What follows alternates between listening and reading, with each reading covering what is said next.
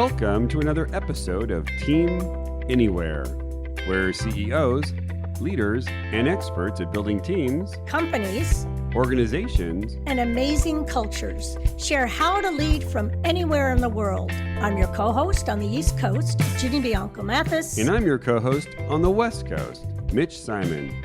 And we invite you to join us to Team Anywhere.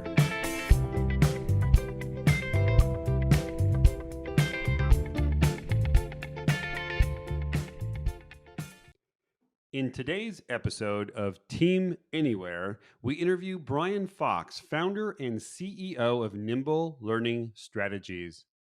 Brian uses many of the principles of improv to connect deeply with the emotions of teammates, since attention, connection, and acceptance are crucial, especially right now.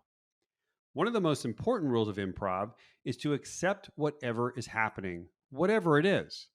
In today's challenging environment, the greatest thing a leader or team member can do is to accept and connect to what is going on with everyone else on the other side of the screen and to demonstrate empathy.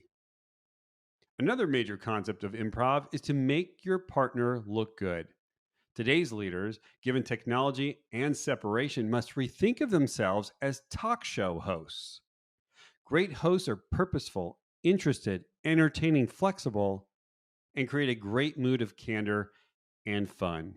I'm sure you will enjoy Brian's energy, ideas, and insight on this episode of Team Anywhere. Welcome to another episode of Team Anywhere. And today we're excited to have Brian Fox, founder and CEO of Nimble Learning Strategies. In today's episode, we're going to focus on how to better interact with our teams, especially now that most teams are 100% virtual. I met Brian Fox when he was leading a breakout session at the Global Institute for Leadership Development 2 years ago in Palm Desert. I love his energy, his insights, and his ability to just have fun. So welcome, Brian. Welcome, Brian. Thank you, Ginny. Thank you, Mitch. It's great. I'm excited to be here. Excited to get to chat with you both. Mitch, it's good to see you again, hear your voice. Ginny, nice to meet you. Great. Thanks, Brian. Let's just kick it off because we know that one of the reasons why we want to have you on the podcast is you have a special approach to strengthening teams. And your approach is a yes and approach. And can you tell us more about what that is? Absolutely. So at Nimble Learning Strategies, we help individuals, teams, and leaders improve how they communicate, how they collaborate, how they lead. And the twist is that, as you sort of referenced, we use the principles of improvisational theater as a way to channel that to improve individual growth, to improve group development, and overall organizational success. So obviously, those are kind of huge buckets, right? Communicate, collaborate, lead. Those are just vital in any organization at any time, but especially now, right? The moment right now that we're all living through and the future that's going to happen in the next several months and years requires us to be more intentional and to be more focused and present. And so we really use these ideas of improvisational, the tenets and the techniques of improv to dive deep with people so they can be more adaptive, they can be more courageous, resilient, engaging, so that they can be more creative, so they can actually have a relationship with their colleagues and not have just transactions with their colleagues.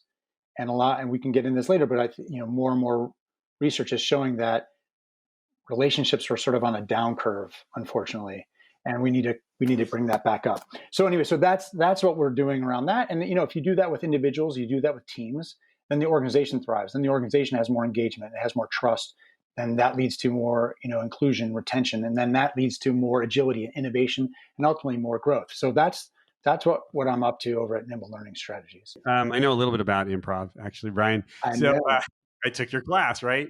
And I do know that in improv a lot. In fact, every good scene is based on emotion, right? Without emotion, there is no scene. Yeah. And so today, I think, and the other thing we know about improv is that emotion brings life to the scene. Said another way. Yeah.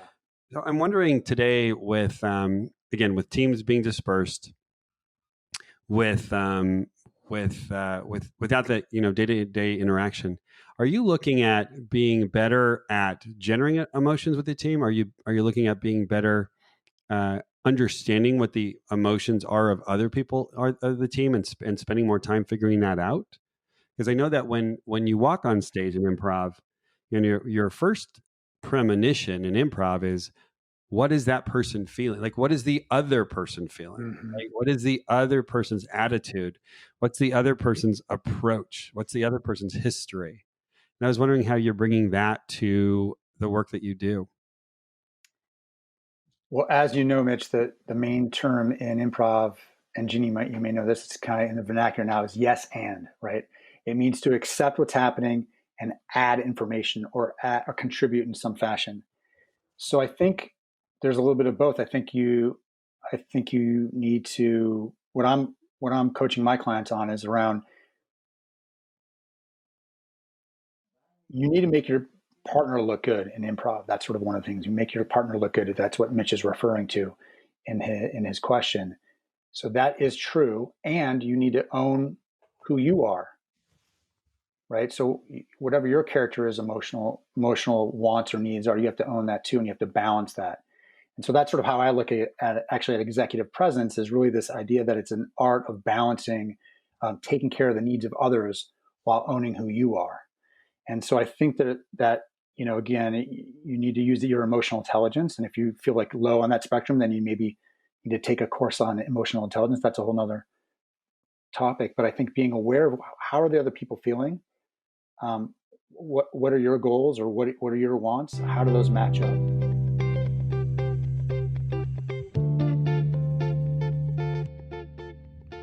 We'd like to take this opportunity to thank our sponsors: Marymount University, Arlington, Virginia, School of Business and Technology, innovative solutions upskilling for the what's next economy at marymount.edu.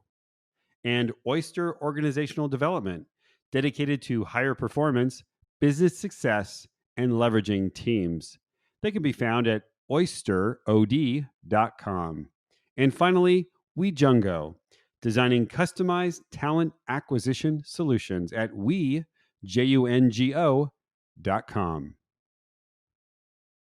Mitch, I think there's this idea that you have to be aware of the other person, but also still, how do you hold on to what you need in that moment? And there are ways to do that, to have authenticity, to have intimacy, to have relationship, to have trust, but you have to be flexible in those moments. So what I'm hearing you say, Brian, thank you, is this is an extraordinary time. This is not ordinary. Yeah. That a lot of us, I'm actually reading the book Together, which is a book about how lonely everybody is. And I guess if the book were called How Lonely Everybody Is, no one would have bought it. And what I'm hearing you say is you're using the improv principles to not only get very centered and to understand where you are, like where you personally are through this current situation, not avoid. I might be feeling sad or separated or excited, right? And at the same time, as an improv principle, is to just get very open and to really listen for where other people are. Now, what's very interesting, Brian, of course, is, well, we should have done that already before COVID. Correct. It's just that what I'm finding ironic is now that we're all apart, we really need to focus on coming together. And I don't know if you have any comments around that. Yeah, it isn't a huge irony, right? I think that, listen, there was, I don't know the exact percentages, but, many teams are already virtual to a certain extent before COVID. Right.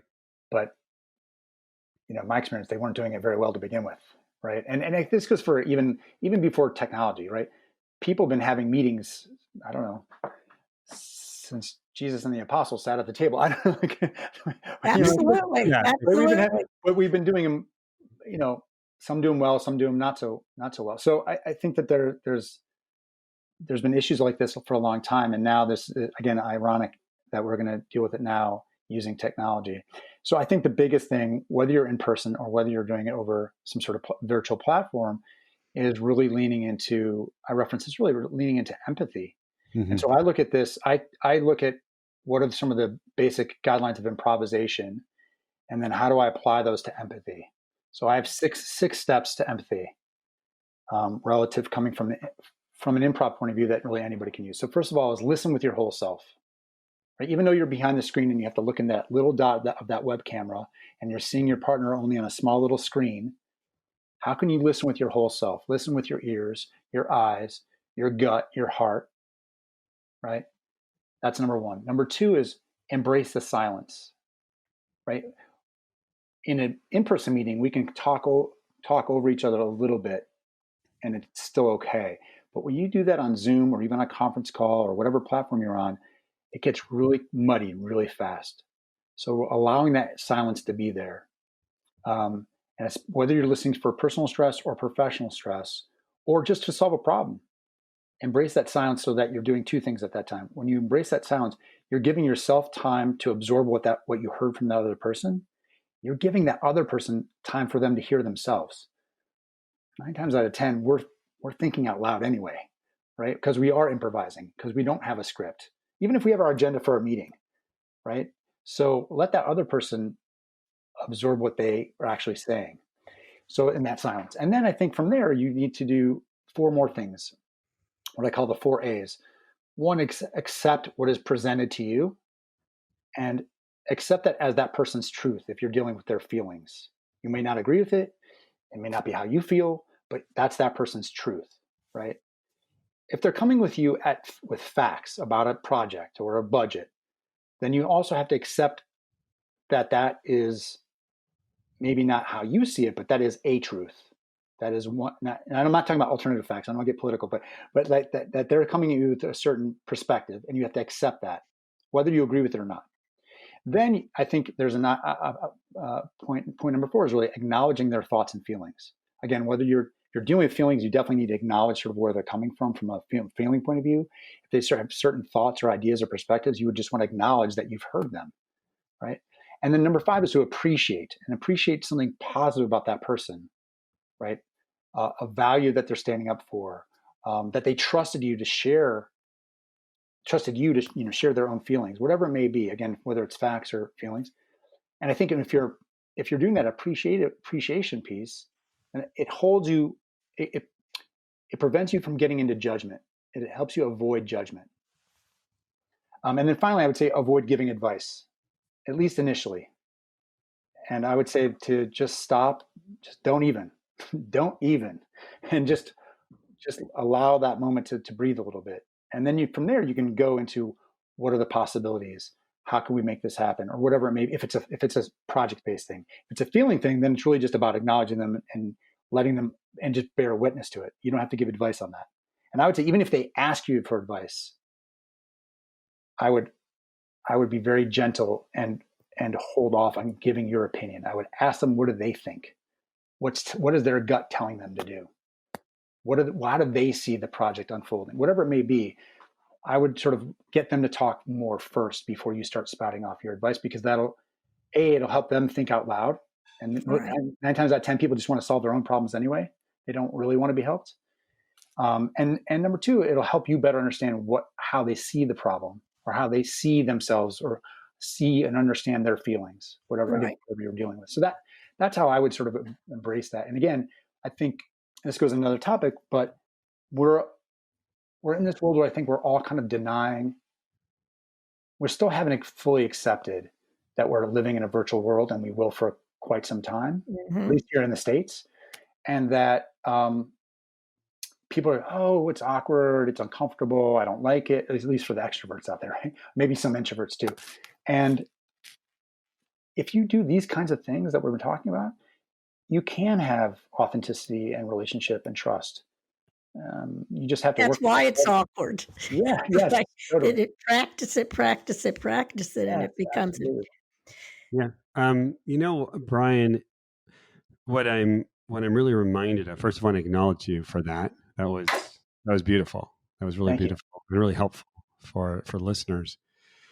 One of the key principles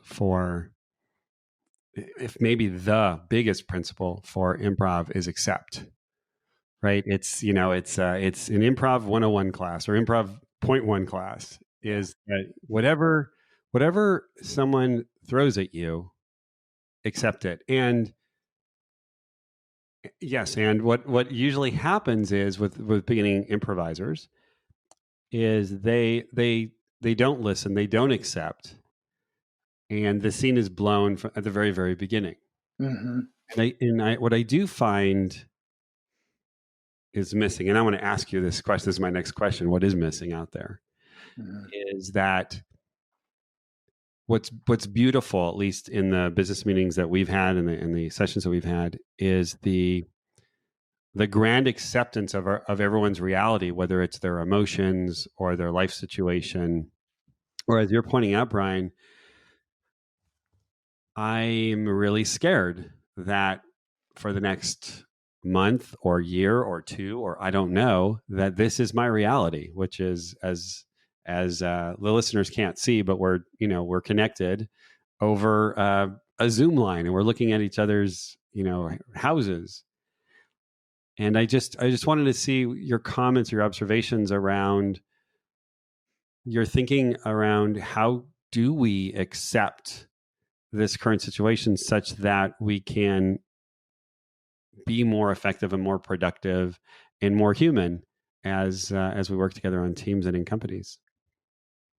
Thank you for the question. I think that we already talked about empathy. I think beyond that, I think that what we're not doing enough of is accepting the reality we're living in. I think that we're not bringing enough in some of the virtual conversations I'm in and meetings and things of that nature, both professionally and personally. Like if I sit on committees to volunteer and things like that. People are taking things for granted, right? They're taking for granted this virtual medium that we're in. And so if I'm the leader, I'm trying to communicate my vision for this project that we're working on. But then I'm looking at the Zoom screen or whatever platform you're on, Microsoft Teams or whatever, and it looks like a bad version of the Brady Bunch, right? Or, we're just doing a podcast, but like you can imagine, right? One screen, someone's looking down at their cell phone, right? Like Peter's looking at his cell phone, and Jan is looking off at her second screen because she's checking email, and right, like it's just like bad. And then Marsha's not even on her screen; her screen just says Marsha on it. Marsha, right? Like so. Good, that's good. Thank you very much. I'll be here all night. Tip your wait staff. But I think there's like this. We're just taking that for granted, and we already did that in person a little bit, right? But I think we're transferring that in the virtual room. So if we're on a virtual call, and if we're not paying attention to that webcam, so that we're making eye contact and demonstrating that we're listening to our colleagues, our supervisors, whoever it may be, then it deflates that person who's speaking. It makes them feel like they may not acknowledge it. I'm not saying they're crying in bed at night, but in that moment, there's that nuance that we all want to connect. If we're not seeing those eyeballs, we're not feeling connected to people, then we don't feel heard. And that can be frustrating. And so I think that is one thing that we're taking for granted. And then it's like this circle thing, because people go, oh, well, it feels awkward. I feel disconnected. Well, yeah, because you're not paying attention. You're not having intention, and you're not paying attention. So I think that those are the things that, in a small way, people need to do more of. In any platform you're on with any team, you need to pay attention and make eye contact, even when and I know it's awkward because, right, you're looking at the camera. So technically right now I'm looking at the camera. Again, our listeners can't see this, but I'm sure anybody who's seen it knows what I'm talking about. You're looking at the camera. So therefore I'm not looking at Ginny's face. Right? If I look down at Ginny's face, which is below mine, then my head would be down. Right. But you've got to practice that and get better at sort of you don't have to do 100% of the time, but like a 60-40 split. Sometimes I'm looking at Ginny's face to get her nonverbal cues. Sometimes I'm looking at the camera so that she feels like I'm actually communicating with her. And it also sounds to me, and Mitch, you'll know this since you took the class, I haven't, lots of synergy with emotional intelligence and with coaching, right? Coaching kinds of skill sets, dialogue. So if you're going to use this as a leader, like you said, you're coaching your particular leader, there is some learning about here's the structure. Here's Yes. how you can take these skills and use them over here. Yes. And it's breaking down that wall of, no, I just want to run back to what I did before Mm-hmm. and reach a comfort level of moving. No, you can do this. You just have to practice it and become just as good. Absolutely. And it sounds like that is what you're trying to help folks do. Absolutely. I think that there's lots of talk out there that because of the way social media is that every brand, whether you're an individual entrepreneur, consultant to major corporations, every brand has to become their own media company. That's Right. happening in social media world now, right? In order to build relationships, to connect, to sell, to whatever you want to do. Nonprofits as well, right? So I take that a step further for individuals, is that we all have to be a talk show host. Interesting analogy. Okay, keep So going. my favorite talk show host of the day currently is Stephen Colbert. Now I think Stephen Colbert has actually struggled in the COVID times. He's actually has not done as well as some of the others have. John Oliver, his format was already sort of set up for COVID, so he didn't have to change as much, right? That's true. Yeah. Right. But Stephen Colbert, if you notice now, I'm a big fan. Stephen Colbert in his house, just in the last week, he's now in a mini studio in his building with just like 4 crew members or something like that. The way he's telling jokes, he's lighting up the world. He's completely different. Now, he was telling jokes for his wife and his sons and daughters. So there's still some life in it, but it was different than his fellow writers and producers who have a different perspective on this idea of building a talk show, right? Very interesting. Yeah. Right? So let's take him from it. He's the executive producer and he is the talk show host. I think we all have to be executive producers and talk show hosts. What do I mean by that? They're all pre-planned, right? If he has a guest on, he knows what questions he's going to ask. He's going to ask them about their vacation. He's going to ask them about what charity they're donating to now, and what movie they're promoting or whatever it is, right? That's all planned. Yep. So when you go into that virtual meeting, you have to be planning not just an agenda, but like what's not so much a script, but what are the talking points? What are your key questions? What are you hoping that they might say, et cetera, et cetera? So that's one aspect of it. I think he's got to make friends with the camera. He's got to be comfortable being connected to that camera. So we all have to be comfortable being with that camera. And then last but not least, like I think of all the, and this is more pre-COVID, but even happens now, I think when he does his Zoom calls, he's the best because he has an improv background. He went through Second City in Chicago. He is great at whatever comes up unplanned from the guest to spin on a moment and then ask a follow-up question or make a comment or relate a story of his own that relates to that person. Right. So how can we share stories, not in a way of trumping another person, but relating to that other person, right? So how can we tell stories with one another in order to build those conversations and those connections?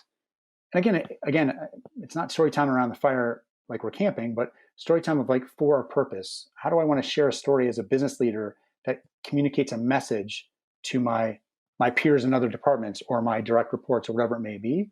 And you're sharing yourself in that way. So I think we need to start thinking ourselves as talk show hosts. And one last thing I'll say about that, going back to the listening, if you're a good talk show host, you're truly listening to that guest. Even though you have that plan, you're truly listening. And if you're truly listening, then you can then improvise in the moment about what comes next, even if it's not necessarily part of the script. As a good example, there was a moment with Stephen Colbert and Robert De Niro. This is a couple years back, and he said, you're good with silence. You don't really talk a lot. And then they had this. Then they in the it's or maybe they did plan it, but it seemed improvised. Where they said, okay, let's just have a moment of awkward silence, and they just sat there very, very quietly for literally a minute.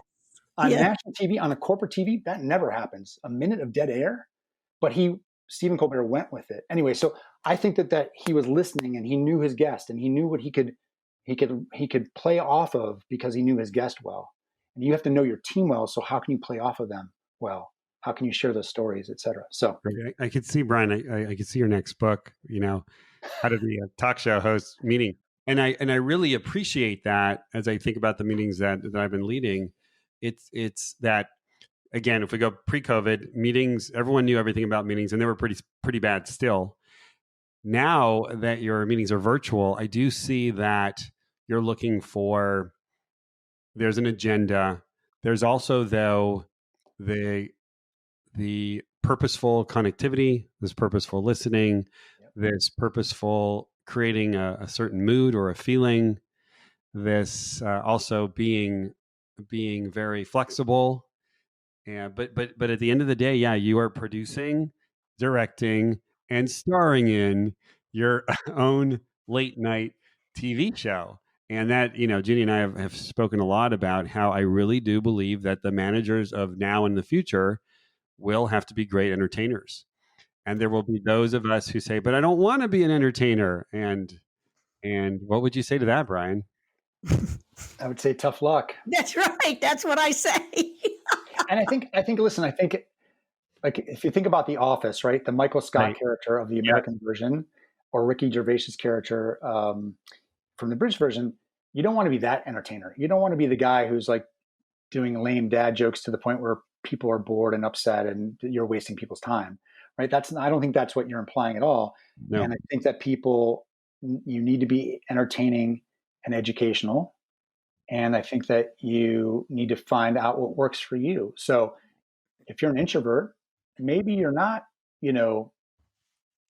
I'm doing gags or I don't know, but how can you, it doesn't mean you still can't be, even as an introvert, doesn't mean you can't tell a brief, meaningful, perhaps even joyous story about something from your career. Right. In 2 or 3 minutes. Yeah. So I think that everybody has the capability about it. It's just about learning the skills to do it, learning how to tell. Well, Brian, there's your, learning the skills and being open to learning the skills. Yes. Some of the leaders that I've spoken to, have already just blocked themselves off. They're just waiting for the new normal. But I love what both you and Mitch have emphasized, and you explained it so well. At the same time, and leaders have to do this all the time, they have to be more organized and build that infrastructure for how they're going to do their show. Mm-hmm. Yeah. And by doing that allows them then the flexibility to pivot and deal more with the emotions and the topics and the goal of the meeting. Yes. And holding both of those agendas, takes some skill and talent. What I love about what you're saying is you're giving them a role. And I think that's a gift because a lot of leaders right now are going, well, what's my role now? Mm-hmm. Mm-hmm. And you just did it. Thank you.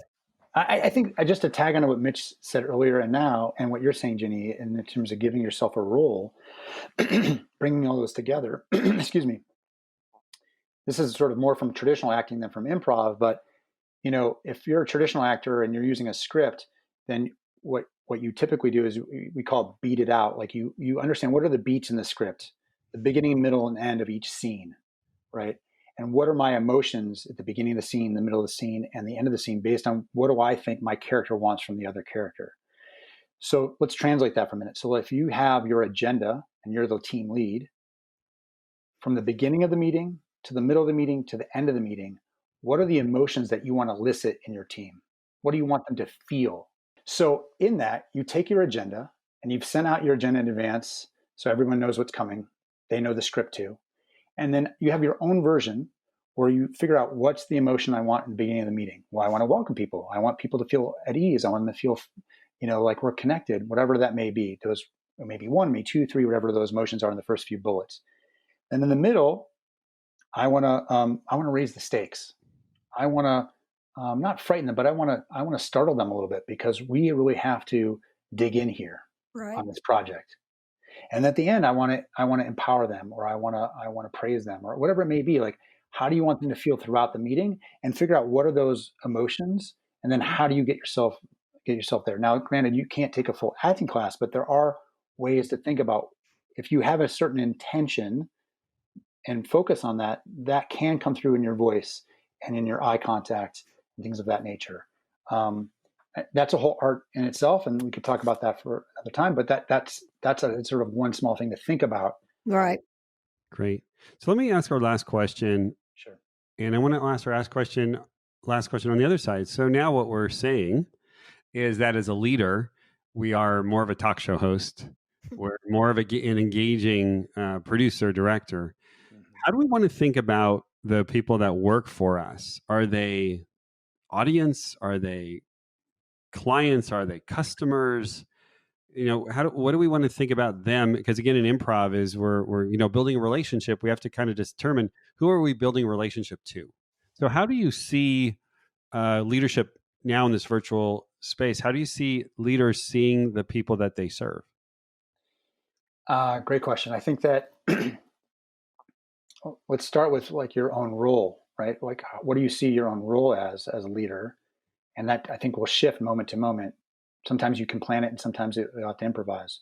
One minute I'm a coach, one moment I'm a supervisor, maybe the next moment I'm a confidant, whatever it may be, right? So being aware of sort of what is your role going into a particular meeting, whether it's a team meeting or a one-on-one, how do you see yourself in that role? And then from there, figuring out like, where's your audience or who's your audience, right? Is it a direct report? Is it a peer from another department? What do they need, right? So thinking about it from an audience perspective is one way to look at it. I think the other way, once you get past those things, I think another mindset to have is that everyone is my client and I am a consultant. My job is to make my partner look good. Right. And as a consultant, my job is to make my client look good.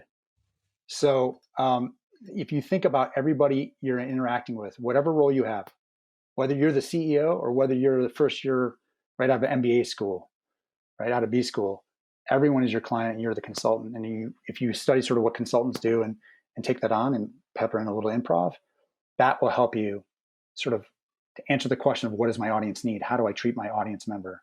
Audience in air quotes, depending on whatever the situation is. Great. Fabulous. Well, great, Brian. Thank you so much. This has been entertaining and also insightful. Is there any things you wanted to leave on? Any notes? I do. I actually just want to post this, which is I think that we need to think about, you mentioned earlier, like people having dinners and team building, things like that. And right. Those events are good. But there's also sort of the in-between moments. And so how do we add fun into our culture on a daily or weekly basis, whatever that may be? So, everyone says you need to check in more often in these virtual worlds. So however you set that up individually or in teams, I think that's important. And how are you being intentional in those check-ins? Like, can you get a little goofy with it? Like, describe what you want this week to look like in the form of your favorite music lyric or film quote, and let the people know in advance so that they don't have to be on the spot about that, right? They come with their favorite movie quote or whatever it may be, or song lyric about how they want the week to look for them. That gives them some inspiration and makes people connect. You share like, oh, I love that song. I love that movie, whatever it may be, right? You're building both the business and the personal connections there. Things like that. Or if you're going to do not only these big events, but what can you do just as a team for free? Like all these museums around the world are offering free virtual tours of museums or free virtual tours of Pamplona. Go to a city that you've all never been to. Go to a museum you've all never been to, and go on a virtual tour for 15 minutes, and then talk about it. Oh, that's fun. Right? Right. Or if you want to get business about it, like find a TED Talk about a theme that's around maybe emotional intelligence or using improv in whatever it may be, and that somehow dotted line to business, but is not so strict about strategy. And have a watch party. Use the technology. Have a watch party, and then talk about it. Right? That's a half an hour of your time, and 15 minutes watching it and 15 minutes talking about it, or maybe 45 minutes. So these are things that you can do on a daily or weekly basis that is making those connections, that's building that rapport, that's building that team effort, that team dynamic, that is not just these events that happen once a quarter. Great. Well, thank you, Brian. Thank you. Thank you. That was a lot of fun, and we look forward to talking to you soon. Amen. Great to be with you both. Thanks so much. Thank you, Brian. Had a great time. And we'll see you again in our next episode of Team Anywhere.